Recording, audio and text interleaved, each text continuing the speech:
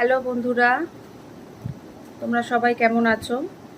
প্রচুর গরম পড়েছে জানি, তো কম বেশি ভালো আমিও আছি। গরমের মধ্যে আর পাচ্ছি না। কালকে আমরা এসেছি আমাদের দেশের বাড়িতে। তো কেন এসেছি সেটা তো তোমাদেরকে জানাবোই, কিন্তু তার আগে তোমাদেরকে দেখাই আমাদের বাড়ির আজকে এই আয়োজনটা।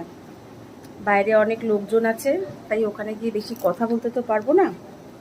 তোমাদেরকে শুধু আমি আয়োজনটা দেখাচ্ছি, তারপরে বলছি ধীরে ধীরে আমরা এখানে কেন এসেছি, কি অনুষ্ঠান আছে, কি করব, কিভাবে করছি, সব তোমাদের সাথে শেয়ার করব।